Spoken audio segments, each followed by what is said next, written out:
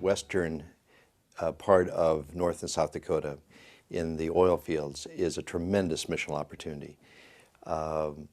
There's a great deal of social disruption happening. We all know this. We know that people are moving in from all over the country to work in the oil fields. We know it's changing the culture of those regions. But anytime there is great social disruption, there's also great opportunities for ministry. And I believe God is calling us to respond faithfully and fruitfully to the tremendous opportunity to care for people.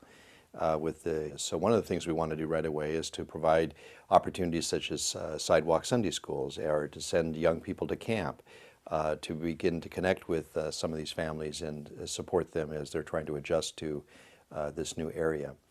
We also think that we can begin immediate work with our existing congregations to help them begin to think about how do they reposition their ministries for a changed environment, for a changed future. I believe that God is always looking for faithful disciples who think and imagine as God thinks and imagines.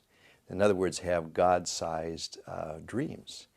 And God is always inviting persons to respond in ways that exercise our faith, kind of go beyond what we think we can do ourselves, to be a part of really a God-sized movement.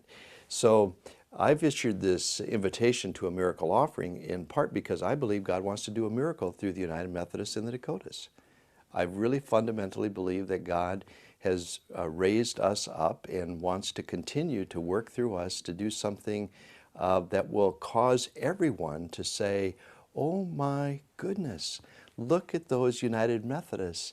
They are responding to what God sees with a God-sized vision. From now, we would be able to sort of step back and say, you know what, the United Methodist Church has an active presence in 4 or 5 communities where we had never been present before.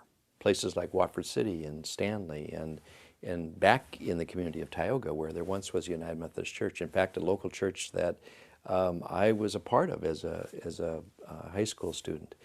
I would hope that we might have a number of domestic missionaries, church and community workers, or other kinds of folks that we have sent into mission or supporting in mission that would be reaching out and helping our churches care for the social disruption that is happening and meet the social needs that are happening, and doing some of the education that needs to happen about around how do we best respond to the needs of children and families being impacted by their moving into these communities.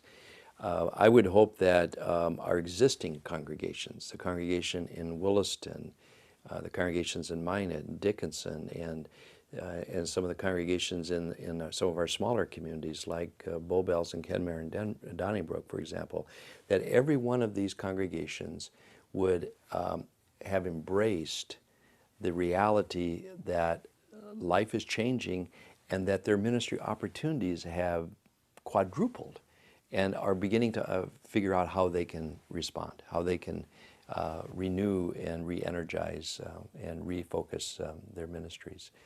I think overall, I would like to see people in this part of western North Dakota and northwestern part of South Dakota be saying to one another and to their neighbors that move in, you know, if you want to be where the action is, check out the United Methodist Church.